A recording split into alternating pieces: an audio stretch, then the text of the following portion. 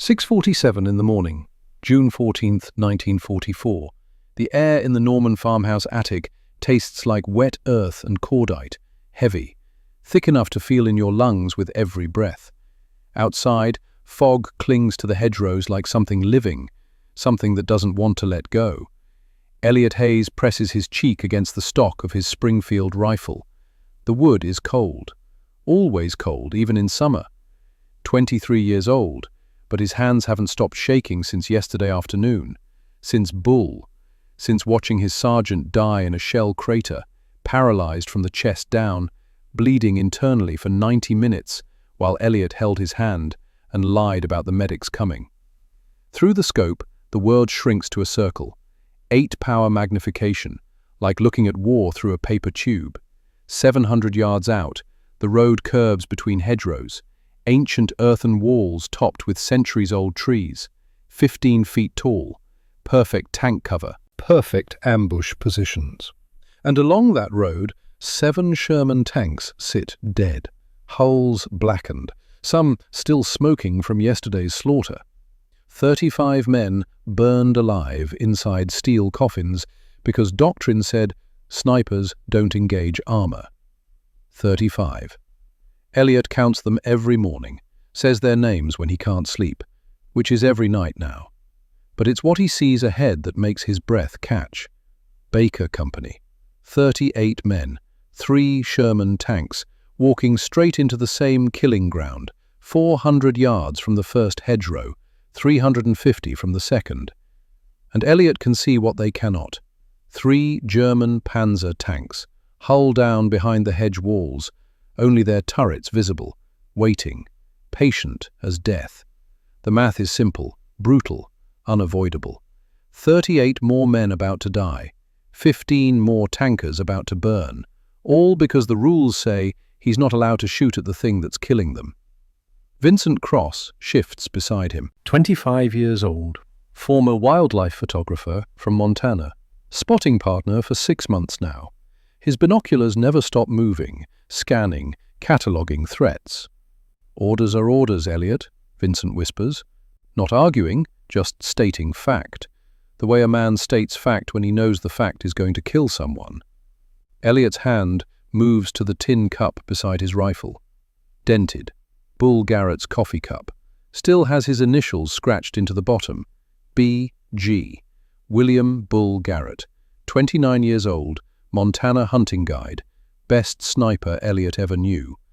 Was. Past tense now. The cup holds muddy water. 3 parts water to 1 part Norman clay. Red clay from a bombed-out farmhouse cellar, mixed at 3 in the morning by a man who couldn't sleep, who couldn't stop seeing Bull's eyes. That look, the knowledge, the fear of dying slow. Morning sunlight catches the water's surface, creates a reflection, a diffuse golden glare. Elliot angles it, just slightly, toward the first Panzer position.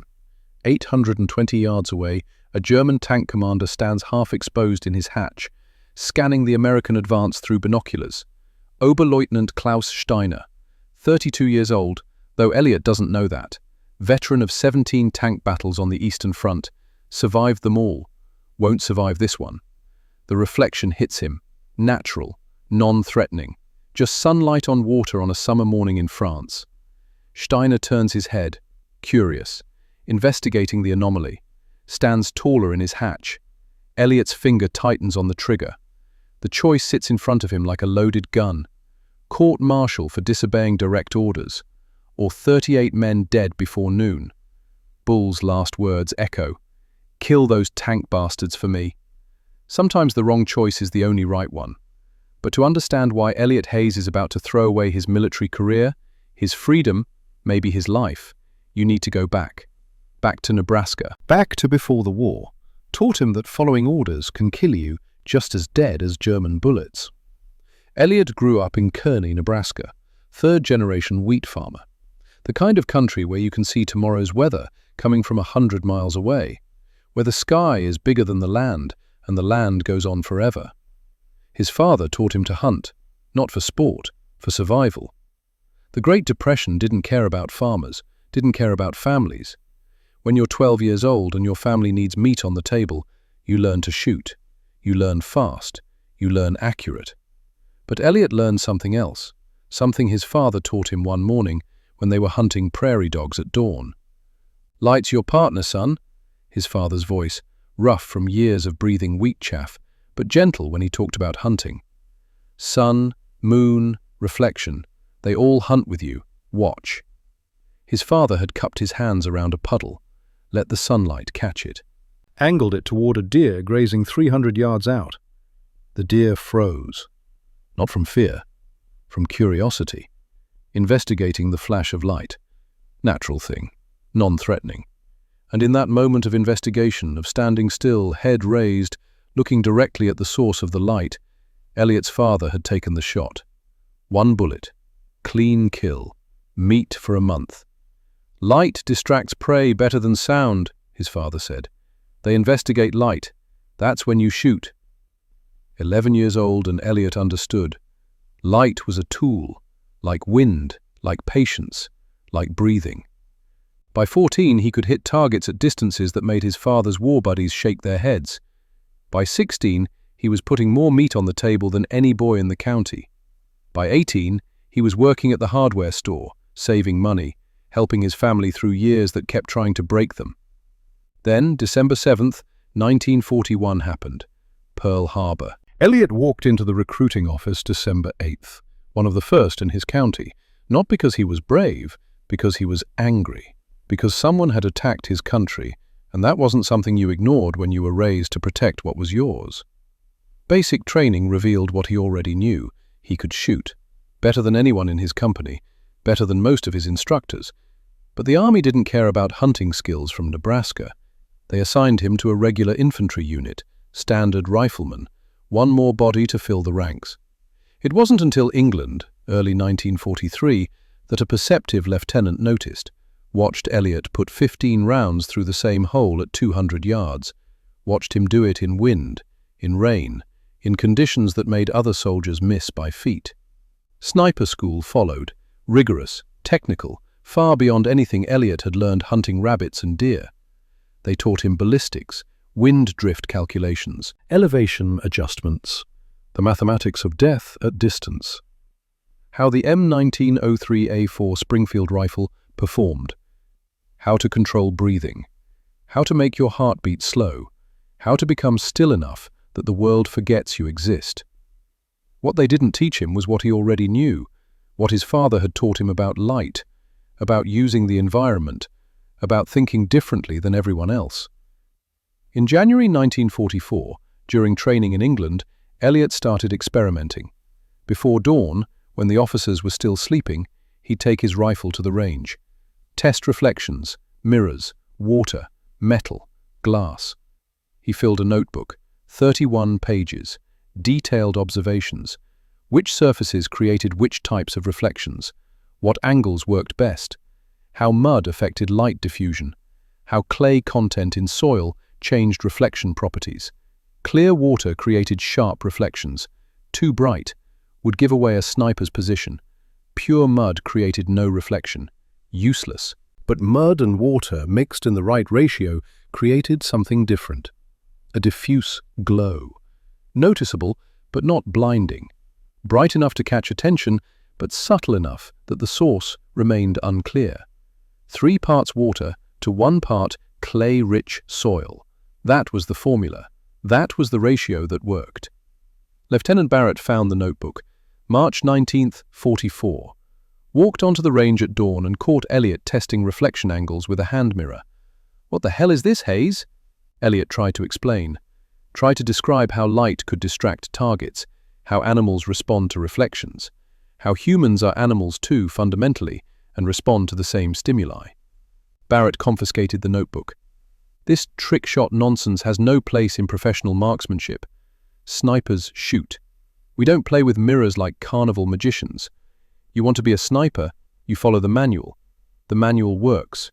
Millions of dollars of research went into that manual, not farm boy superstition." The threat came next. "Continue this unauthorized experimentation, and I will have you court-martialed for destruction of training time and materials." Do you understand me, Private? Yes, sir. The notebook disappeared. 31 pages of work, gone. But Barrett wasn't the only one dismissing Elliott's ideas. In Washington, at Aberdeen Proving Ground, the Army's Weapons Development Headquarters, field reports were arriving.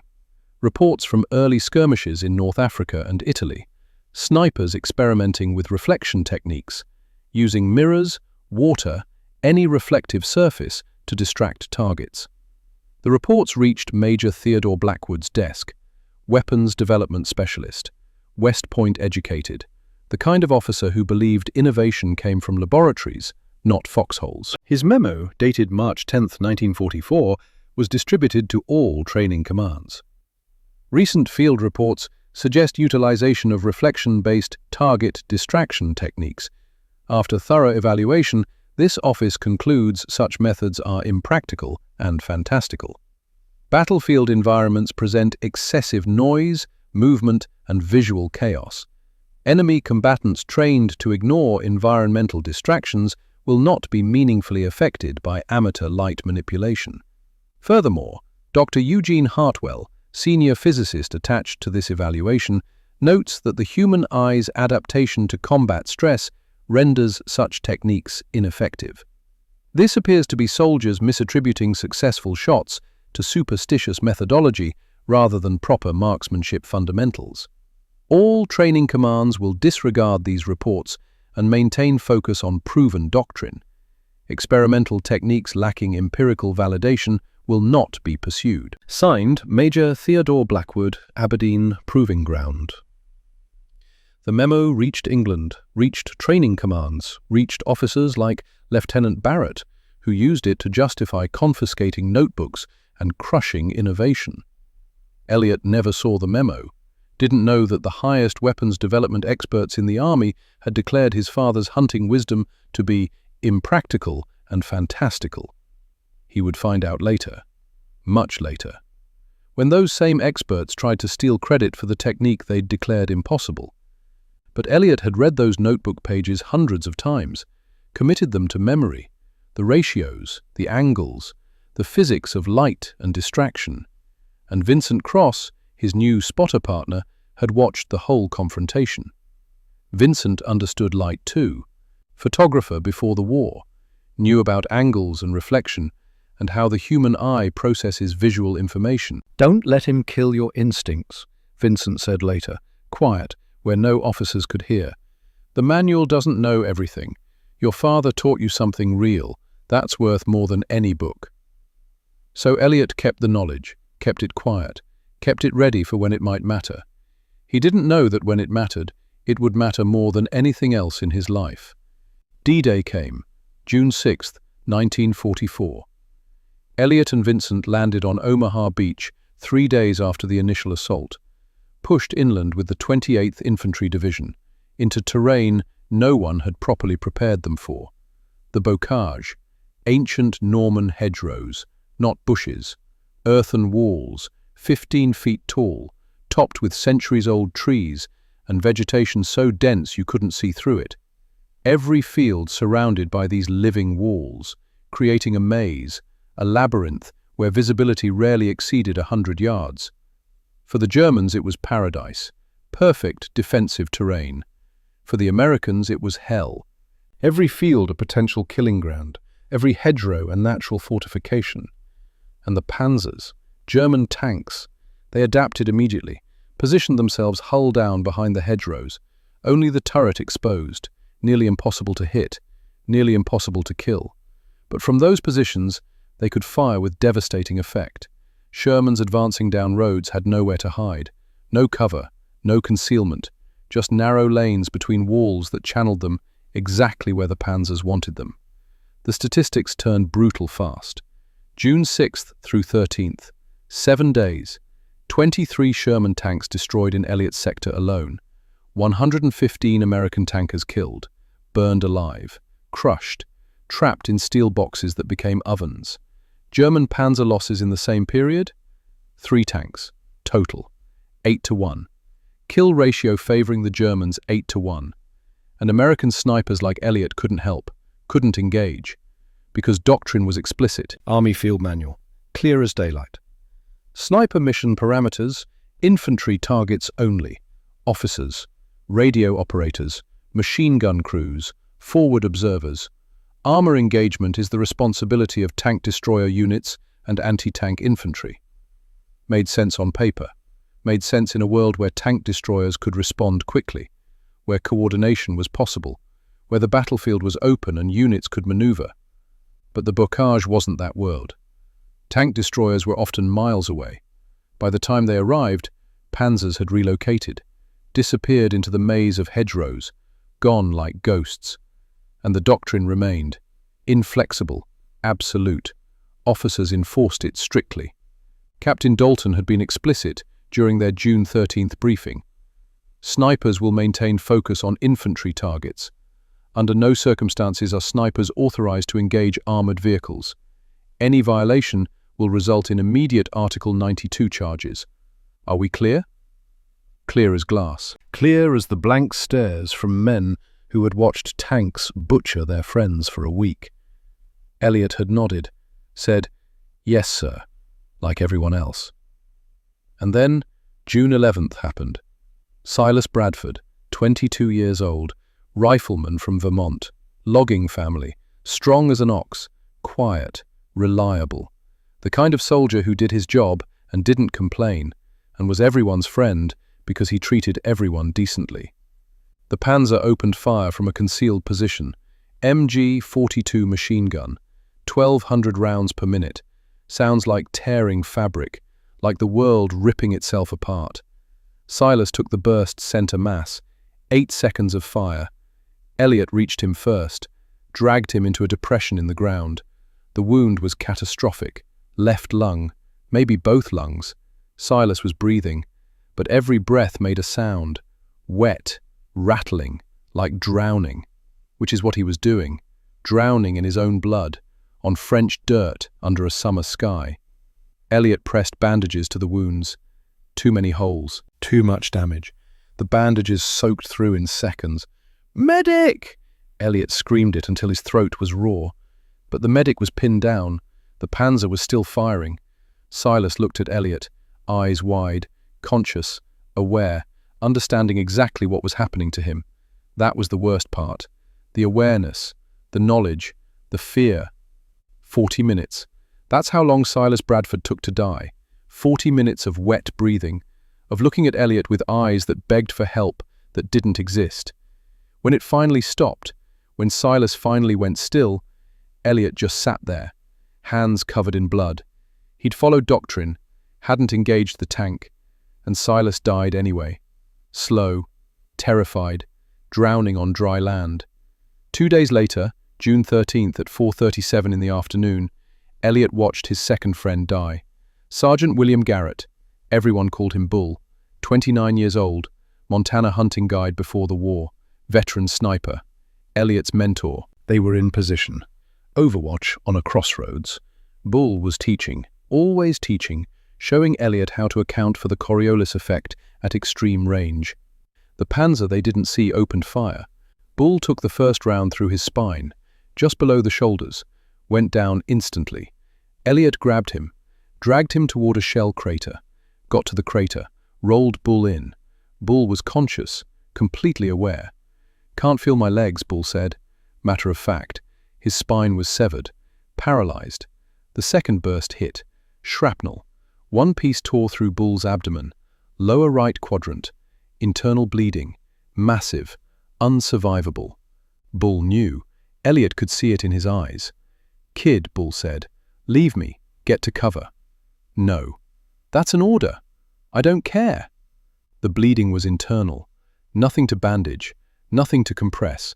Just invisible damage turning the inside of Bull's body into a catastrophe. He lasted 90 minutes, hour and a half, conscious for most of it. The pain came in waves.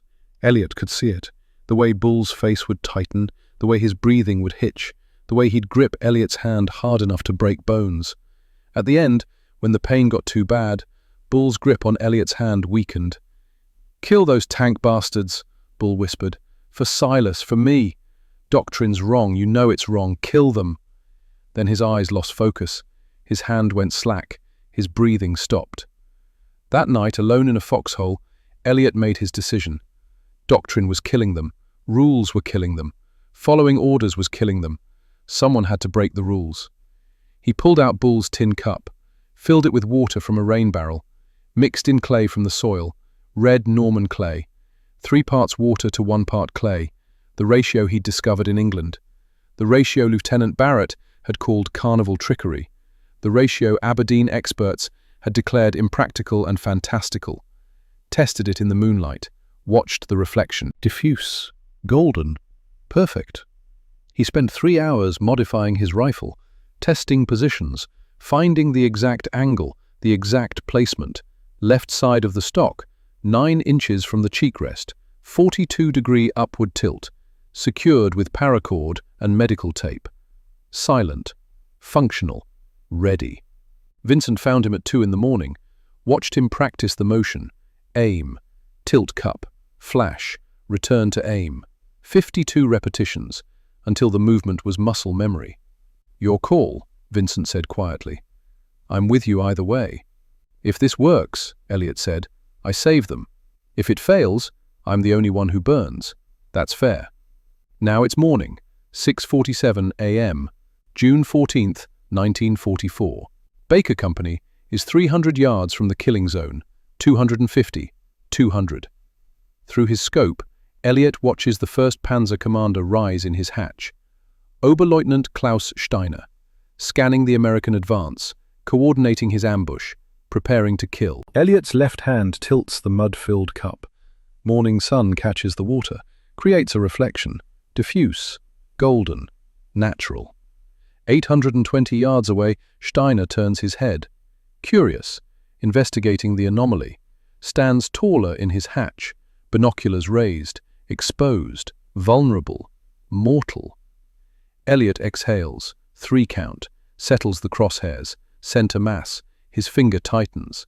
4.2 pounds of pressure on a trigger set to break clean at 4.5. Bull's voice in his memory. "Kill those tank bastards!" Silas's eyes, that look, that fear. 38 men who don't know they're walking into an ambush. The Springfield cracks. The recoil slams into Elliot's shoulder. The bullet flies. And 820 yards away, Oberleutnant Klaus Steiner's war ends. The bullet takes 1.14 seconds to travel 820 yards. Elliot stays on the scope. This is the discipline. You don't look away. You observe the impact. Confirm the kill. Through 8-power magnification, he sees it happen. The 150-grain M2 ball strikes Klaus Steiner 2 inches left of his sternum. The bullet enters the chest cavity between the 4th and 5th ribs, tumbles, fragments on Steiner's spine, secondary fragments sever the pulmonary artery. Steiner's body jerks backward, violent. His binoculars clatter onto the turret. Blood spray exits his back, pink mist in morning sunlight. The German officer slumps, half out of the hatch, dead weight. Inside the tank, someone reaches up, grabs Steiner's harness, tries to pull the body down. Too late. Was too late the moment the bullet severed that artery. "Target down," Elliot says, voice steady. Vincent is already on the radio. "Baker 6, this is Sniper 2. Enemy armor confirmed. Grid Delta 47. Commander neutralized but vehicle still operational. Recommend immediate evasive action. 2 additional Panzers in vicinity, same hedgerow. Over." This time someone listens. The lead Sherman stops, reverses, fast, backs into a depression in the road. Infantry scatters, finds positions along the adjacent hedgerow. Weapons ready, no longer walking blind into an ambush. "They got the message," Vincent confirms. Elliot is already working the bolt. The empty cartridge ejects. A new round chambers, ready. 2nd Panzer, commander emerging, 30 yards left of the 1st position. He's investigating what happened to Steiner. Elliot swings the rifle, finds the target, another German tank commander. Lieutenant Franz Weber, 28 years old, standing in his hatch, binoculars raised, looking at Steiner's tank. Elliot's hand drops to the tin cup, tilts it, catches the sun. Weber sees it, his head turns slightly, binoculars tracking toward the source, and in turning, In investigating, he makes the same mistake Steiner made. He stands taller, exposes more of himself. 840 yards, slightly longer range, slight crosswind. Elliot adjusts. The scope's crosshairs settle. His breathing slows. Between heartbeats, between breaths, the space where the world goes still. The trigger breaks. 840 yards away, Lieutenant Franz Weber drops. Fast. No dramatic slumping, just instant collapse. Gone. Disappeared into the tank. 2 Panzer commanders, 2 shots. 97 seconds elapsed time. The 3rd Panzer commander makes the smart choice. Sees 2 tanks with dead commanders. Drops into his hatch. Buttons up. Hatch is closed. The tank reverses, withdraws. Gone. The ambush is broken. Down on the road, Baker Company advances. Cautious, but advancing. Alive. All 38 of them. Elliot watches. Counts them. 38. Not 35 burned bodies. 38 living soldiers. The math works. The mud and light worked. But the price is coming. Captain Dalton will want explanations. Will want to know why a sniper engaged armor without authorization. Court-martial. Article 92. 6 months minimum. Vincent is already thinking the same thing. Their eyes meet. No words needed. The radio crackles. Captain Dalton's voice. Tense. Confused. Sniper 2, explain how 2 Panzer commanders in different positions dropped simultaneously. Vincent keys the mic. His voice is steady, technical. Baker 6, enemy commanders experienced equipment malfunction. Binocular lens reflection revealed positions to each other and to us. We capitalized on fortuitous circumstances. Both targets were exposed investigating the optical failure. Over. Technical enough to sound plausible, vague enough to avoid details. A lie told to protect the truth underneath. There's a pause on the radio. Understood, Sniper 2. Good shooting. Continue observation. Out. Vincent lowers the radio. You know that won't hold forever. I know. Elliot refills the tin cup. More water, more clay. 3-to-1 ratio. Because this isn't over. 3 Panzers withdrawn doesn't mean 3 Panzers destroyed. And Baker Company is still advancing, still vulnerable. Over the next 3 hours, the pattern continues. Kill number 3, 720 yards. Another Panzer, different unit. The commander rises. Elliot creates the reflection. The commander investigates. Dies investigating. Kill number 4, 750 yards. Commander coordinating with infantry. Stayed exposed too long. Kill number 5, 890 yards. Longest shot of Elliot's life so far. The commander was repositioning his tank. Exposed for 40 seconds. The bullet took 1.3 seconds to arrive. Imperfect hit. Abdomen instead of chest, but lethal nonetheless. Kill number 6, 400 yards. Close for a sniper. The Panzer was moving through a gap. Commander exposed. Elliot didn't even need the mud cup reflection, just a straight shot, down. But kill number 7 is where it changes. The mud cup is empty, water spilled during recoil, and the target is there, right now. A Panzer commander at 680 yards, exposed. 15 seconds before he drops back down. No time to refill. Vincent sees the problem, hands over his compass, standard issue, steel back. Polished enough to reflect. Elliot angles it. The reflection is different, sharper, brighter, more concentrated. The German commander reacts stronger, flinches, raises his hand to shield his eyes, and in raising his hand, he shifts his body, opens up his stance. Perfect shot presentation. Elliot takes it. The bullet flies true. The commander drops. 7 down. The compass gave Elliot an idea. Different reflective surfaces create different effects, different reactions. The mud water creates curiosity. The polished metal creates reflex. Both useful, both exploitable. For the next 12 kills, Elliot alternates. Sometimes the mud cup, sometimes the compass, sometimes both, creating different patterns, keeping the Germans confused. Kill 14 is where the enemy starts to adapt. Elliot sets up the mud cup reflection. The commander sees it, but doesn't react, doesn't stand taller, just drops into his hatch, buttons up. They're learning. Word is spreading. Don't expose yourself. Stay buttoned up. Vincent sees it too. They're adapting. Good thing we're not done yet. Kill 15. The commander wears tinted goggles, thinks it will protect him, stands in his hatch, confident. Elliot uses both reflections, mud cup and compass, creates a double flash. The commander's head turns, tracking both light sources, confused. That confusion lasts 2 seconds, 2 seconds where his head is still. The bullet finds him.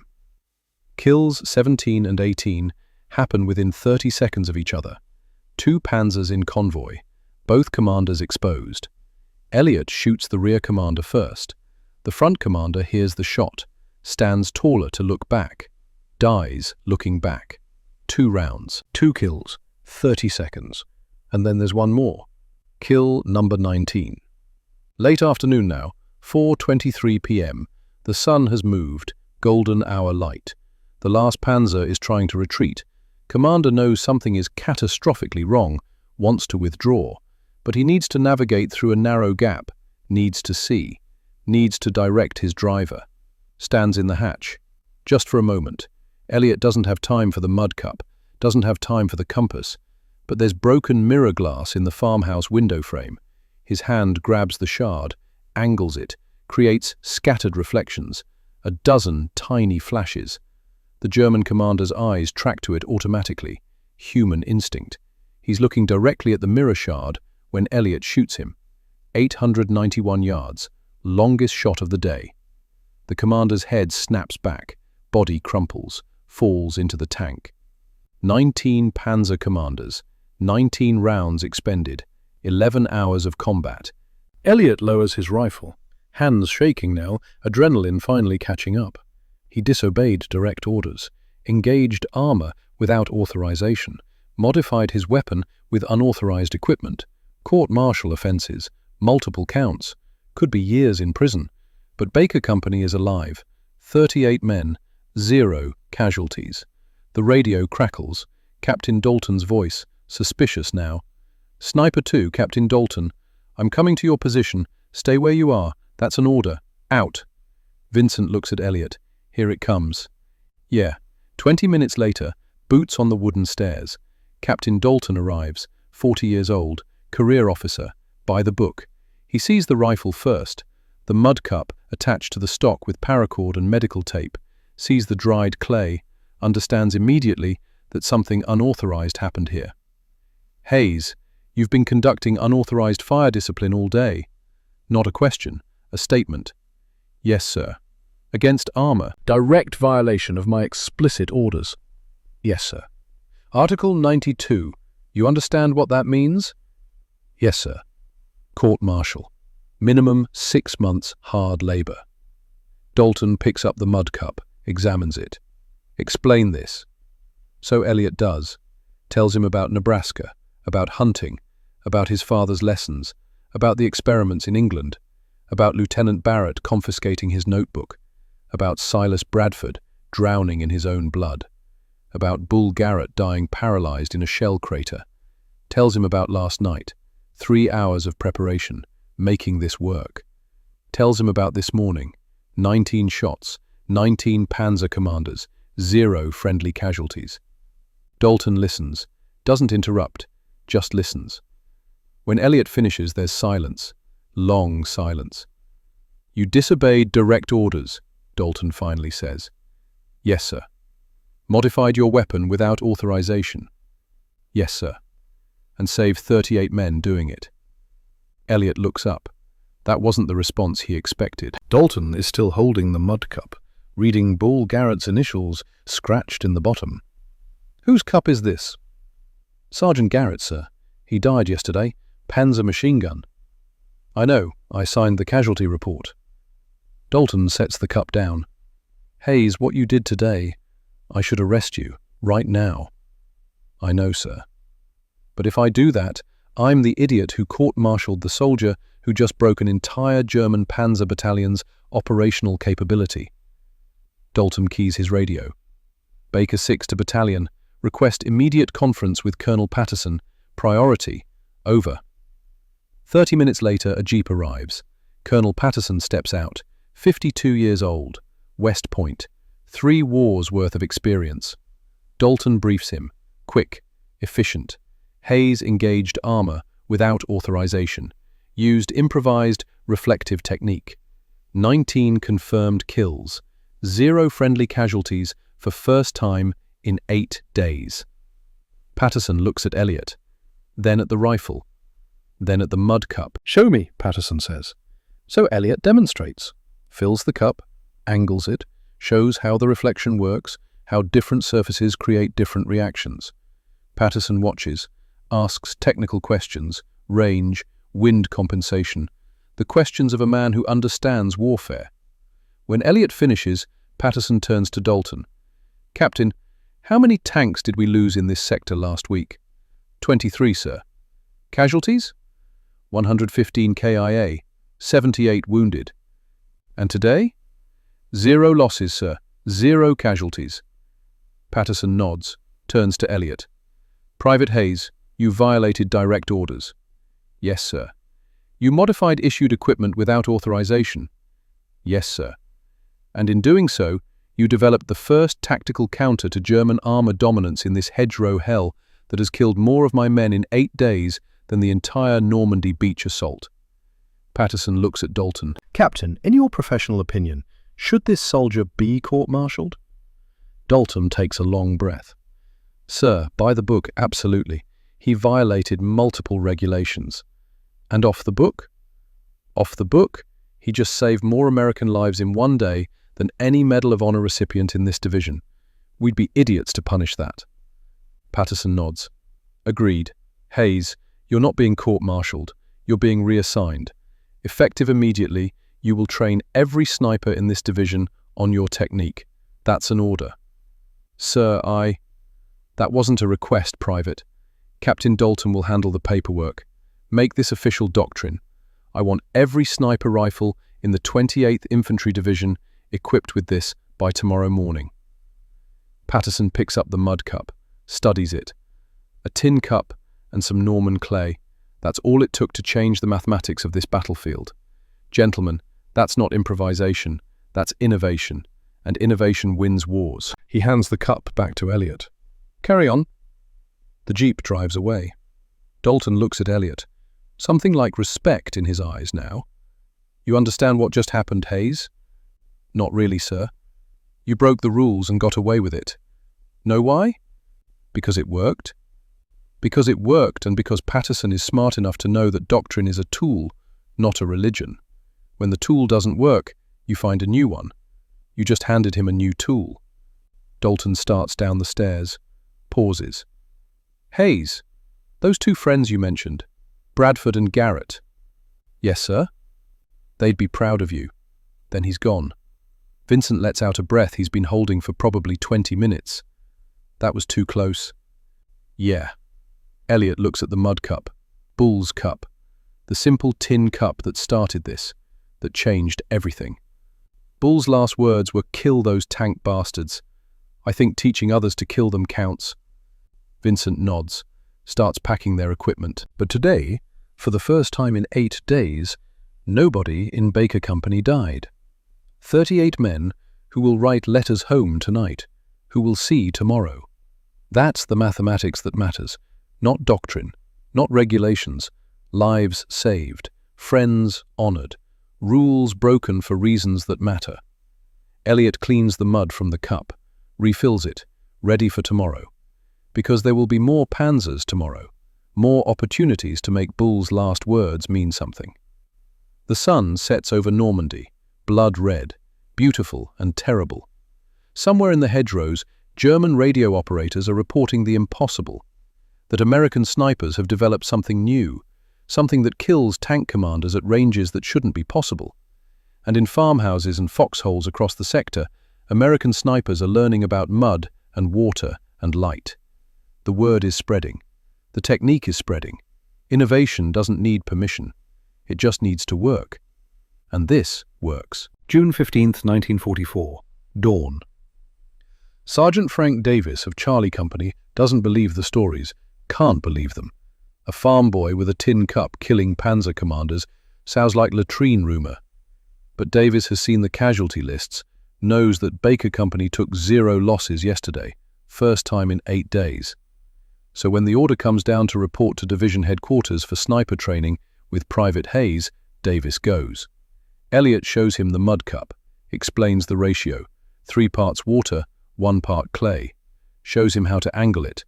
Davis watches, listens, still skeptical. Try it, Elliot says. They're on a ridgeline, 700 yards down, German positions.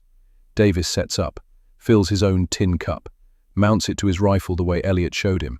Through his scope, Davis finds a Panzer, commander half exposed in the hatch.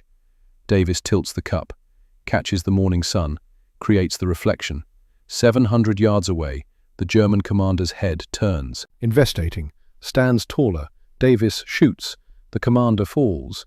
Davis lowers his rifle, looks at the tin cup, then at Elliot. Jesus Christ, it actually works. Yeah, this is going to change everything. By June 16th, word spreads beyond the 28th Infantry Division. British snipers hear about it. Canadians, Free French. Elliot trains them all. 94 snipers in 2 weeks. Shows them the technique, the angles, the ratios. Some adapt it, improve it.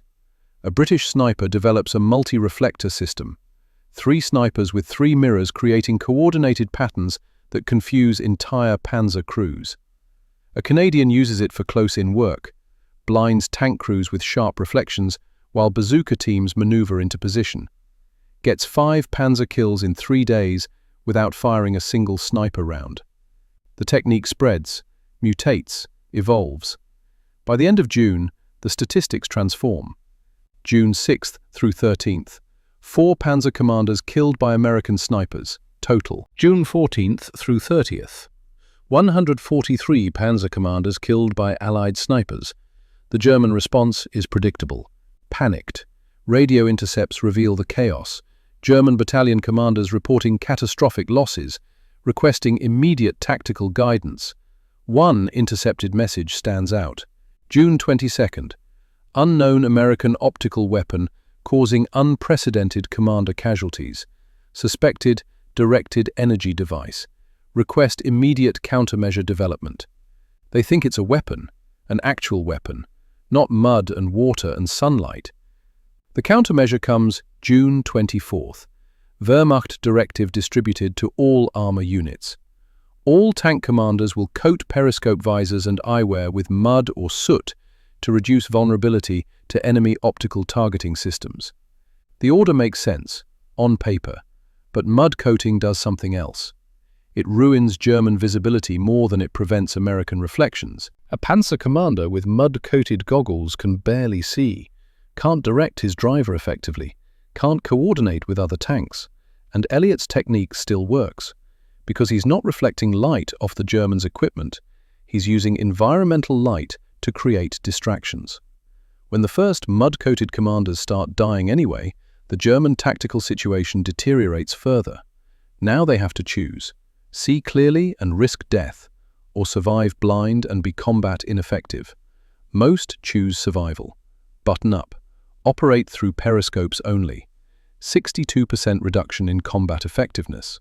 The panzers that dominated the Bocage for a week become cautious, hesitant, vulnerable. American tank destroyers and bazooka teams exploit this. Panzer kills from conventional anti-armor weapons triple. 1 tin cup, 1 technique, cascading effects across an entire battlefield. But for Elliot, the war doesn't stop. July through September, he returns to frontline duty. New spotter after Vincent takes shrapnel and gets evacuated. The kills continue. Not all tank commanders now.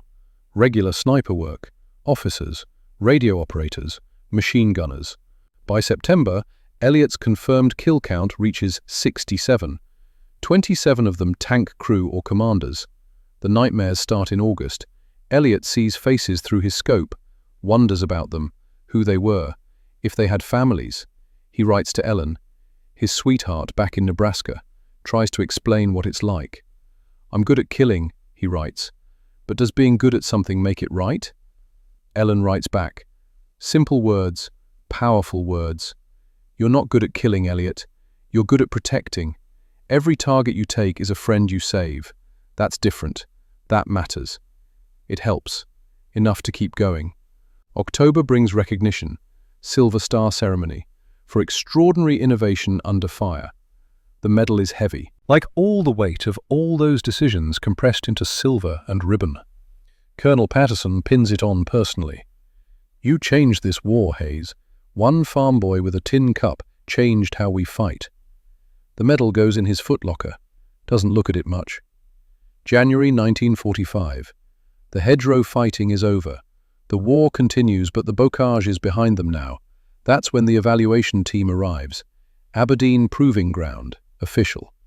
Leading the team is Major Theodore Blackwood, 42 years old, West Point, the same officer who signed the memo declaring reflection techniques impractical and fantastical. He doesn't mention that memo now, acts like it never existed. Blackwood observes snipers using the mudcup technique, takes notes, asks questions. He interviews Elliot personally. Where did this technique originate, Private? Elliot tells him. About Nebraska, about hunting with his father, about learning to read light. Blackwood writes it all down. Asks follow-up questions. Fascinating, Blackwood says when Elliot finishes. We'll document this thoroughly. Yes, sir. You've made quite a contribution, Hayes. The Army owes you a debt. Blackwood leaves, takes his notes, takes his photographs, takes the detailed technical specifications Elliot provided, takes everything back to Aberdeen. February 1945. Stars and Stripes newspaper. The headline catches Elliot's eye. Army scientists pioneer sniper innovation. He reads the article, feels something cold settle in his stomach. The article describes the reflection technique, accurate descriptions, detailed explanations, all the information Elliot provided, but attributed to Aberdeen Proving Ground, to Major Theodore Blackwood and Dr. Eugene Hartwell, civilian physicist. Through systematic evaluation of European theatre battlefield conditions, the Aberdeen development team has pioneered a novel, reflection-based target acquisition method that has proven devastating against enemy armor commanders. Photographs of Blackwood demonstrating the technique at Aberdeen. Quotes from Dr. Hartwell explaining the physics. Our team recognized the tactical opportunity presented by commander exposure patterns and engineered an elegant solution utilizing environmental light refraction. Engineered, like they developed it in a laboratory.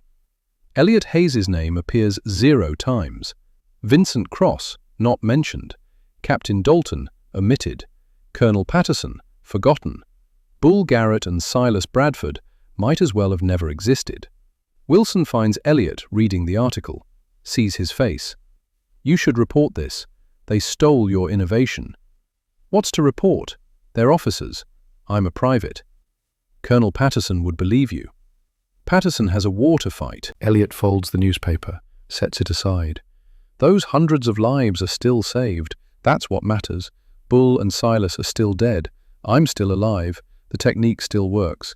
Whether Blackwood's name is on it or mine doesn't change any of that. The war continues. Elliot continues. The technique continues. May 8, 1945. VE Day. Germany surrenders. Elliot Hayes survives. 67 confirmed kills. 27 tank crew and commanders. Silver Star. Combat Infantryman Badge. And the knowledge that somewhere in a filing cabinet his contribution has been erased, attributed to men who never fired a shot in anger. He goes home to Nebraska, to the farm, to Ellen, marries her in June. Small ceremony, just a farmer coming home from war. Years pass, decades. Elliot works the land, raises wheat, has children, grandchildren, lives the quiet life Bull Garrett and Silas Bradford never got to live. He doesn't talk about the war much, doesn't need to, but he keeps the letters. 94 of them over the years, from men he trained, from men he never met, from tank crews he saved.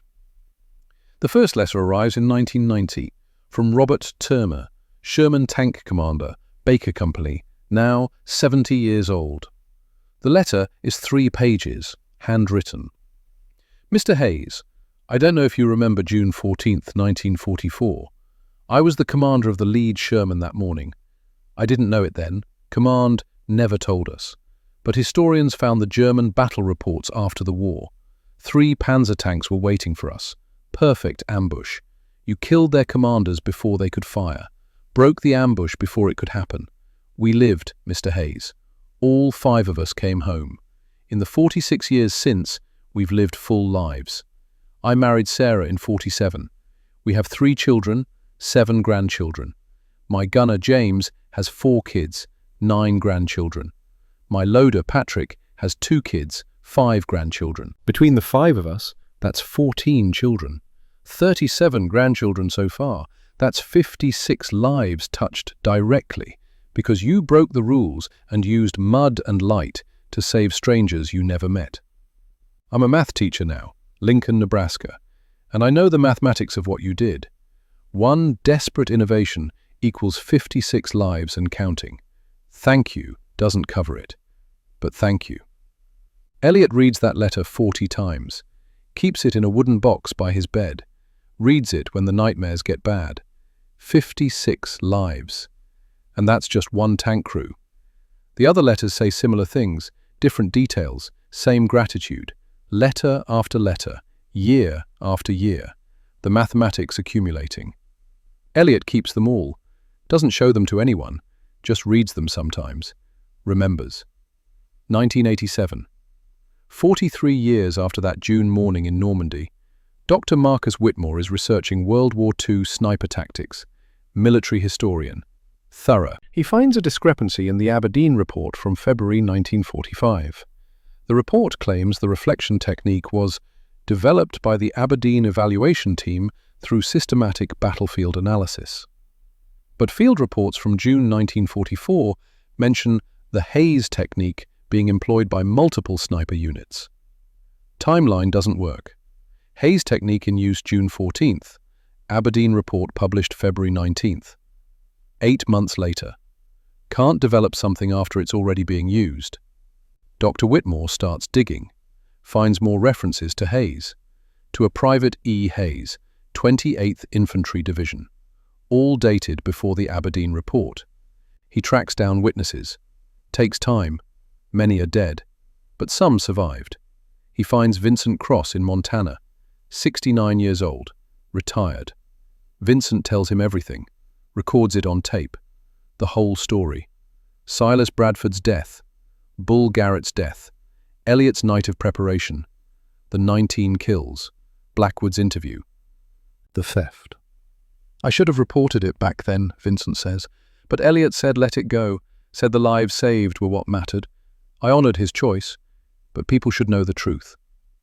Dr. Whitmore finds other witnesses, soldiers who were there, who saw, who remember, builds a case, documents everything.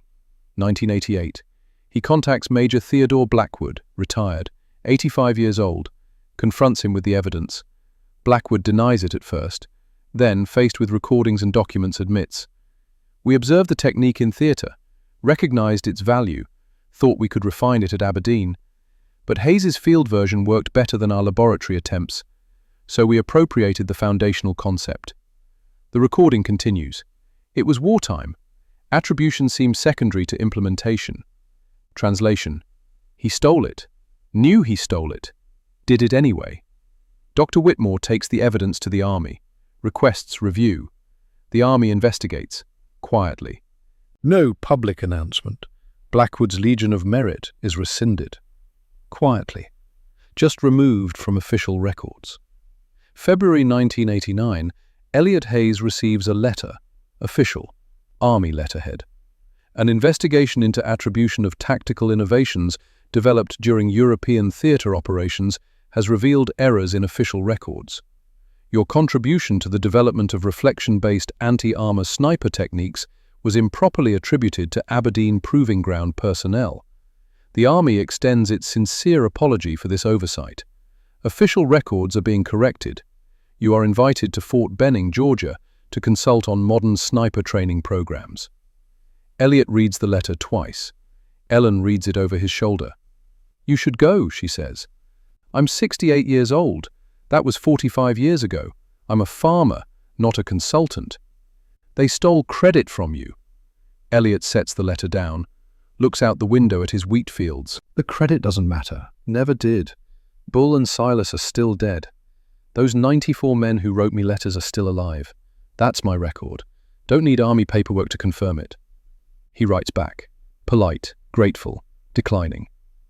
June 14th, 2001. 57 years to the day after that morning in Normandy. Elliot Hayes is 79 years old, still farming, still strong. He's repairing a tractor. Late afternoon, the heart attack hits fast, massive, no warning. He's dead before he hits the ground. The funeral is small, family, friends, people from town who knew him as a farmer, as a neighbor, and 11 elderly men in suits, strangers to Elliot's family, standing together, apart from the others. After the service, they approach the casket. Each one places something on it. 9 tin cups, filled with dried mud, red clay.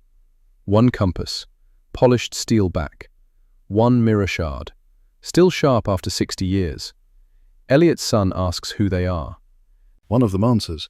Name is Davis, Frank Davis, 92 years old. We're men your father saved. Some of us directly, some through the technique he taught us. We read about his passing in the Veterans newsletter, drove here from across the country to pay respects. They tell stories.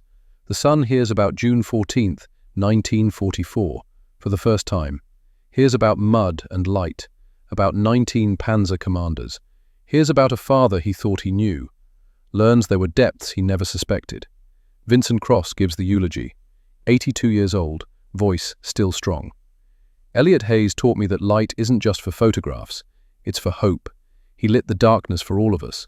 Not with technology, not with doctrine, with mud and water and the courage to trust what he knew was right when everyone in authority told him he was wrong.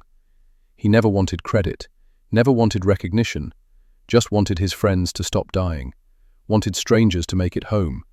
He did that every day, every letter he received, every life saved. That was his legacy. The 11 men stand at attention, salute the casket. Then they're gone, back to their lives, their families, their years of living that Elliot's innovation granted them. Today, National Infantry Museum, Fort Benning, Georgia. In a glass display case, an M1903A4 Springfield rifle, serial number 3178916, Elliot Hayes's rifle. Attached to the left side of the stock, a dented sardine can lid, 3.2 inches in diameter, dried red ochre clay caked inside, paracord bindings frayed but intact. The placard beside it reads, Reflection Target Acquisition Device. Invented by PFC Elliot Hayes, June 13th to 14th, 1944. Hayes's innovation. 19 enemy tank commanders neutralized, June 14th, 1944. Technique adoption credited with 300-plus enemy armor crew casualties during Normandy campaign. Estimated Allied lives saved, 400 to 600. Original attribution error corrected 1989, following historical investigation. Tourists walk past. Some stop, read the placard, look at the crude device. Most don't stop. It's just an old rifle with some tin attached. But every year, on June 14th, old men visit. Fewer each year. They stand in front of that display case. Some cry, some salute. Some just stand there, silent, remembering.